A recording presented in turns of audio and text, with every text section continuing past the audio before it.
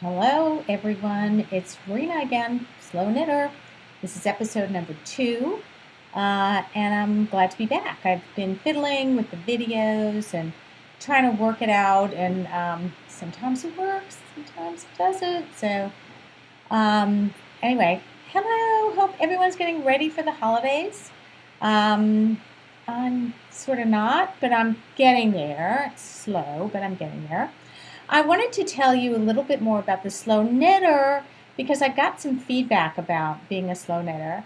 And a lot of people, and I sort of understand this, slow knitting doesn't mean that you can't knit because you've got something wrong with your hands, like in my case.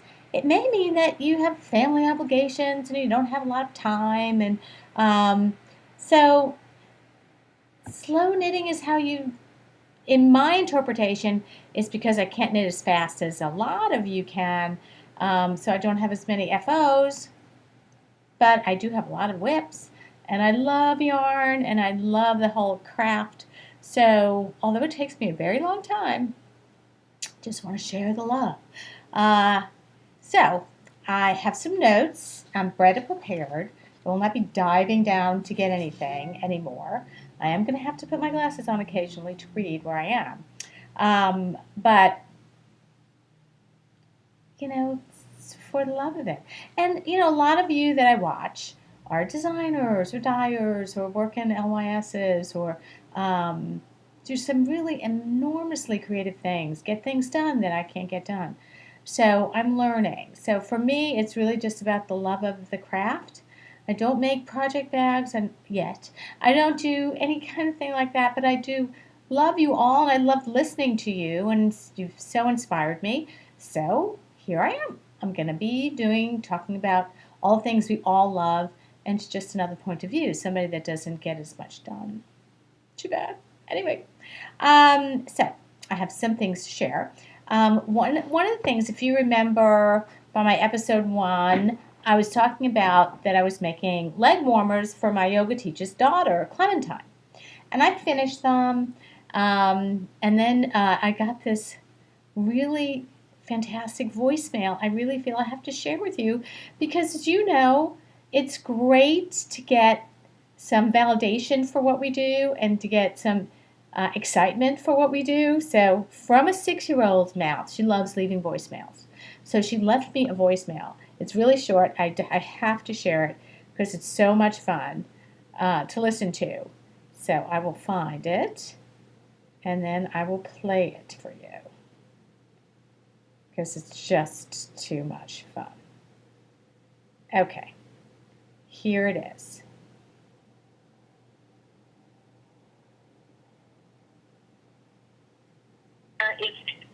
It's Avril. Clementine wants to leave you a message. Hold on 1 second. Rena, thank you for your beautiful leg warmers. They made me so happy. I hope I get to see you in real life. It's me, Clementine. I love that voicemail. I think I listen to it, I don't know, once a day. I mean, it's just validating, and it makes me so happy. And so there's something to be said for that. But I will say that when I gave them to Avril, Avril said, you need to make me a pair of these because Clementine likes us to wear the same thing.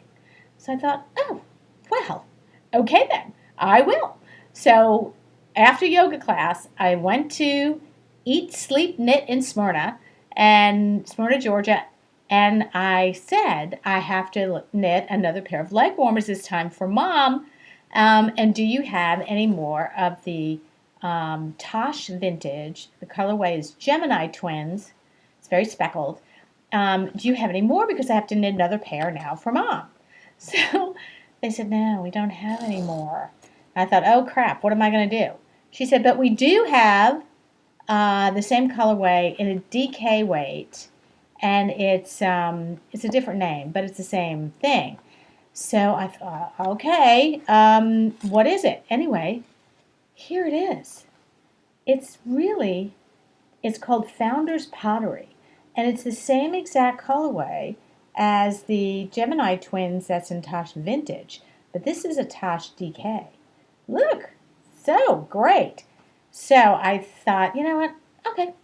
You know what? It's a different ply. It's obviously multi-ply yarn versus a single ply, which is Tosh Vintage. And I started Avril's leg warmers. And this time, I'm so proud of myself, I'm doing it on magic loop. I mean, I did Clementines on double-pointed needles, but I did this one on magic loop. I've taught myself magic loop after watching 5 videos. So far, so good. I did, have to fix a mistake or two, but it's going. I'm so excited. So there you go. I'm doing magic loop, and I'm doing another pair of leg warmers. But I do say I really love working on Tosh Vintage. Tosh, period. And this is, I've never worked on their DK weight before, so it's so nice. I sort of like it. Really great. But yeah, that was challenging to find that. So we'll see how this magic loop goes, because I don't know how it's going to go. I'm hoping it's going to go well. Then, segue into whips, since that's a whip. This is one of those whips that I started I don't know. I don't even want to say when I started it. It was a very long time ago. And I thought, why didn't I finish this? I don't have that much more to go. I mean, how many do we have of those kind of projects? A lot. I don't have that much more to go. So I figured I would just go for it and finish it. And it is, I'll tell you what the pattern is. It's called Welted Cowl. And it's a Sweet Georgia pattern. And the designer is Jane Richmond. Beautiful. I mean, it's really a beautiful kind of. So I bought some, I shouldn't have, but I bought it. Some royal alpaca. This stuff is amazingly soft. But it's pretty expensive yarn. I mean, those of you who know what royal alpaca costs, it's crazy expensive. But I don't have that much more to go. I mean, I could probably bind off right now. But the problem is I have this much more yarn. And it's 5 rows knit, 5 rows purl, 5 rows knit, 5 rows purl. So, I don't know. I'm not crazy. I don't know why I bought this color. I don't wear pink. But somebody does. Somebody I know does. So, I might keep it, or it might be a New Year's gift or next year's Christmas gift, since I can't ever finish anything. But anyway, so I thought I would share my whip. Since all of you share your whips, I'm sharing my whip. That's my whip. But it's a really easy pattern, and if you do it in the Sweet Georgia yarn that they call for, I bet it'd be gorgeous. But it's sort of a little boring whip. It's sort of round and round, and for some reason, I keep making mistakes on it. So I go to my good friend, Michelle, who is a knitting wizard, and say, help me. I don't know what I'm doing here. So she fixed some mistakes for me, which was bueno. Good. And off we go. So that was really good. That at least she got me back on track with the knit 5 rows, knit purl 5 rows. Looking at my notes, I want to make sure. And then I have, if you remember, I talked about I don't even want to show it to you, my Melanie Berg on the Spice Market shawl. It's just going on and on and on. It won't stop. But I can see the end a little bit. I still have about 30% of it to go. And for some reason, I keep tripping up on myself on that one, because one of the stitches, which goes on a long time, is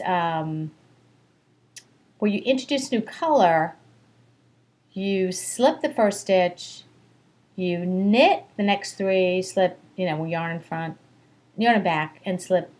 And then when you go the other way, you pick those 3 stitches up, and then you do a yarn over, pick them up again, and knit it. And for some reason, that motion really aggravates my shoulder, my tendinitis. So I have to do it, and then I have to stop like for a few days because it just kills me. But I was running out of the main color, and that's when I think I told you Miss Babs. The folks at Miss Babs suggested that maybe my gauge was off. Okay. But anyway, so I ordered another skein of this main color, which is nice. It's sort of a grayish, beige, light gray, beigey, whitish color. I don't need 400 some odd yards to finish this thing. I need more like, I don't know, 100. I'm going to switch the light a little bit. Yeah, that's better. Maybe 100 yards. Maybe I'll switch the light back. Oh, yeah, that's much better. But I'm going to have a lot left over. So there'll be more to my collection. As Stephen West puts it, you're a curator. You're a yarn curator. You're not a stash hoarder. I'm both. Anyway, but the people at Miss Babs are so great. So I remember when I wound the original skein, I had a fair amount of yarn vomit. I could see that they too, from the way they've stuffed it in here, that they probably had a fair amount of yarn vomit as well. But I did pay $3 extra to have them wind it. I was like, you wind it. I'm done with that yarn. And plus I have so many skeins of yarn to wind. I didn't want to go into yarn vomit land with this one. But anyway, so they wound it. Very nice. But they always send with their yarn some neat little things. One of the things they send, which I love, is a swatch of whatever yarn they're promoting. And this one is called Hot Shot. It's a fingering weight. And it says, swatch me. And the color is like spectacular. This green is just really stunning. So I'm going to swatch that. And it's a fingering weight, 80% superwash, 20% nylon, and a skein is 400 yards. So I might try it. Why not? See if I like it. Maybe no, I can't buy anymore. But anyway, so yeah, nice. Then I remembered when they sent me the original skeins for doing this Spice Market shawl, I found another swatch me thing. This one is sort of a whitish pink color, and it's lace. A lace weight. Also 65% merino, 25% Tusa silk. Also 400 yards. This is a muslin. So it looks like a muslin color. So, I have things to swatch because that might be fun. I might like it. I might have to order another one. Who knows? And then they always send the cutest little stitch markers that have little beads on them. I don't know if you can see these little beads they have on them, but I'm trying to show you. Oops, there goes one. They have cute little beads on them, stitch markers, and so always add to my stitch marker collection. Nothing wrong with that. Also, I wanted to tell you that while I was picking up yarn for Avril's leg warmers, at Eat, Sleep, Knit, they have the most fabulous display of Hedgehog. And I've been listening to all of you about Hedgehog, and I've been listening to Stephen West about Hedgehog. I thought, you know what? One day, whenever the slow knitter can get there, I'm going to do some socks. I've never done socks. I'm going to try to do some socks. And so I will buy a skein of Hedgehog with the intent of eventually knitting socks. Since I've never knitted socks before, and all of you have this most wonderful sock, you've really inspired me to try socks. Now that I know how to do magic loop, maybe I'll try socks. So I went ahead and I bought this gorgeous skein of Hedgehog. I don't know if you can see it, but it's got blues and yellows and black. And can you imagine this in a sock? Or maybe not. I don't know, but it's gorgeous. But I'm not going to attempt my first pair of sock on a Hedgehog skein. I'm going to do it on this This is Rowan, Baby Merino Silk. I started a poncho project. Brooklyn Tweed, I think, had a poncho thing using Rowan. First of all, I got the wrong Rowan. Okay. Second of all, I don't think I wear this color in a poncho.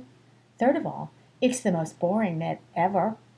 So I took a deep breath and I decided to frog the poncho, which is, I don't know, it's big, but I'm probably never going to wear it, never going to do it. And there's so many more things I want to do.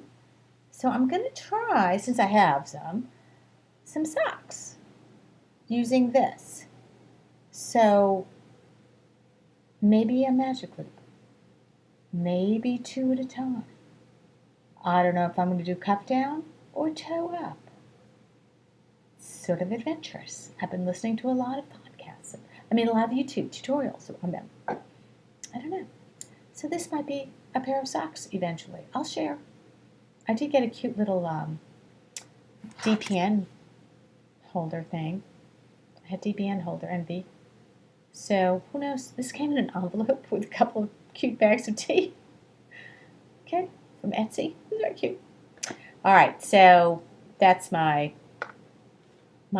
adventure. I'll keep you posted on where this adventure ends up. But isn't this hedgehog like gorgeous to die for? I know, I like it. And everyone does this on video. Am I supposed to do this? I don't know. I love it. And I like the feel of it. So the people at Eat Sleep Knit are pretty wonderful. So they were like, yes, you can use that. That will be a good sock for you. So I thought, well, eventually, not right away. Let me get used to the whole sock making idea before I go there. All right, now. All right, let's share some new yarn. Well, obviously, I've shown you my hedgehog. I told you that I was part of Knit Stars. Did I tell you that? I don't know if you saw the video. I was part of Knit Stars that Shelly Brander out of Loops in Tulsa had put together this whole thing, and she had all these great designers and dyers that gave little videos. It was so great. And as part of Knit Stars, you could get some yarn at, I don't know if it was discounted or was specially dyed for the participants of Knit Stars. I don't know. But we got some beautiful yarn. Of course, in order for me to because I can't always knit, I thought, well, I'll just wind it. So look at what I got from Koigu. Look at what I ordered from Koigu. I have to grab them all because there's a lot of them. Really, the colors are, can you see that? They're sort of tweedy, variegated. They're so beautifully variegated. I don't know where to hold this thing. So this is, they're 50 grams, they're not very big. Look at these colors. Don't you think there's some mitering in my future? She had a whole video on mitering, which I still can't figure out. I still keep watching videos on mitering. Look at this. Look how much there is. This was a bigger skein, but look at the colors. Variegated. It's gorgeous. So I might be doing some mitering squares. Put them all together. And then I can do one and put it down, do another and put it down. I don't know. It comes with a pattern. It came with a cool cowl pattern. I don't know. Maybe I'll do that. Then this is cool. Look at this Lorna's Laces, 100% merino. Also, just beautiful. And a pattern did come with this, so I'm waiting for another skein of it. Because there were supposed to be 2 skeins of this. So I did wind it. And, oh, lovely. We've got a little halo on it. I don't know if you can see it. And the cowl pattern that it came with, it looked pretty straightforward. Put on 200 stitches. That feels like a lot to me. 240, I think. Feels like I'm small, so sometimes those long things don't always work out. So I might do it shorter, but there's one stitch where you go down to pick up and come back up, so there's some lines that go this way. And it's an interesting pattern. that'll be number 70 on my list of whips, FOs. You'll see it one day. Maybe not. I don't know. Okay. So, and also, I was fortunate enough, I don't have it here to show you, but I was fortunate enough to take advantage of Madelinetosh had a discount sale on some of their yarns, and they were giving part of the proceeds to Doctors Without Borders. And at Eat Sleep Knit, at my other knit stores, Madelinetosh is like $22 a skein. And the sale yarn was like $14. How can you turn that down? You cannot. So I bought 3 skeins. Did I need to buy 3 skeins? No, I did not, but I did. So they're beautiful. One's a speckle, and one's a blue, and one's just a plain white. So I might make a nice shawl, or I might make this shawl again. I don't know. I really don't know, but it doesn't matter because now I have it. I'm a curator. A yarn curator. Should be the name of my podcast. Anyway, I digress. All right. For those of you who know me, you know that I have a tremendous love for reading, and I've always read books since I was a little girl. I've always wanted to be a writer. I did write a book a few years ago about my experience being a female entrepreneur. It was very cathartic. It's sort of like it's like an actor who can't watch their TV shows. I can't look at my book. But I didn't publish it. I had some sales. But I love the art of reading and writing. Okay? So when I got into knitting, I started to look for knitting books. Now, we all have instructional books, how to do that, different books with different patterns. These are more storybooks. And my favorite ones are by Anne Hood, she wrote Knitting Yarns, Knitting Pearls. They're great books. If you ever get an opportunity to read one of these. It's really short stories about authors and writers who knit. What brought them to knitting in the first place, whether they love it or hate it. Sometimes there's a pattern or two in the book. They're great gifts for, knitters that you love. That also love to read. So I really recommend it. I love Anne Hood's writing anyway. Some of her novels have been really, really wonderful. And then when I saw this, I was like, oh, I must get them. So now, people that know me flood me with books. And of course, you cannot be a knitter and not have read Clara Parks. Right? Knitlandia, The Yarn Whisperer.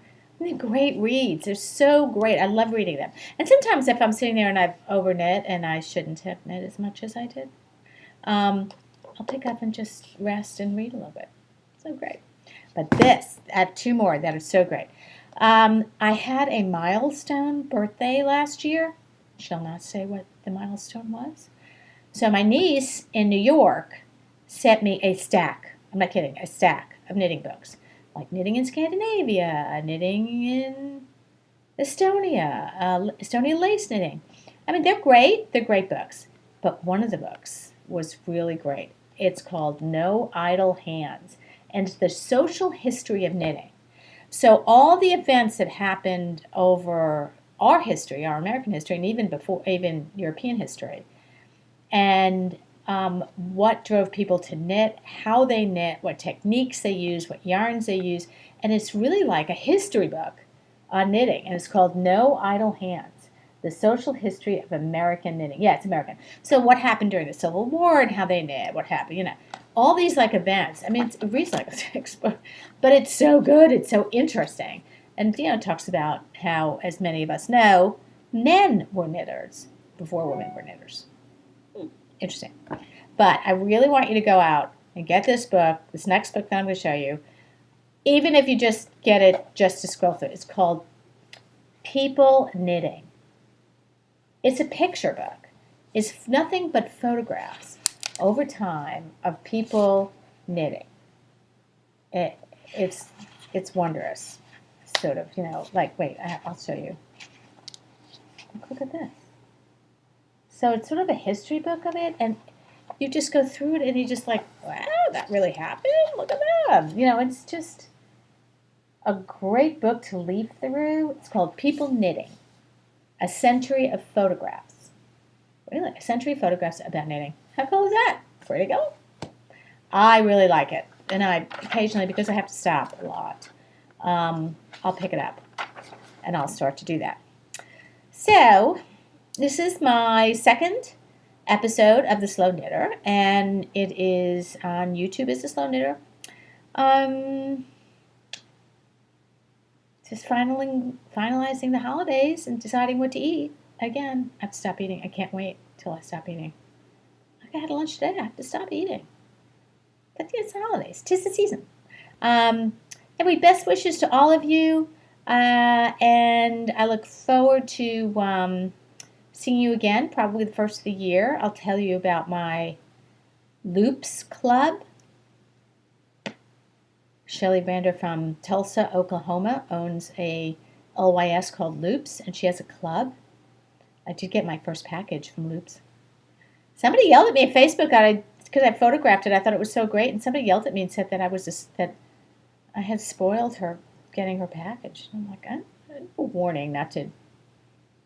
Anyway, but I did get cute little scissors with it, and they sent me plucky yarn. I've never knit with plucky, so I'm excited about it. It's a little bulky, and it came with a pattern for a hat. I'm excited about it.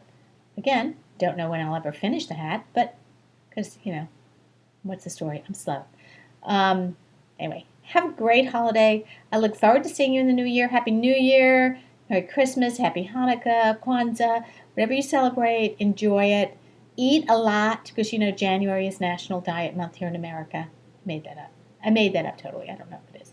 But anyway, bye. Happy holidays, everyone.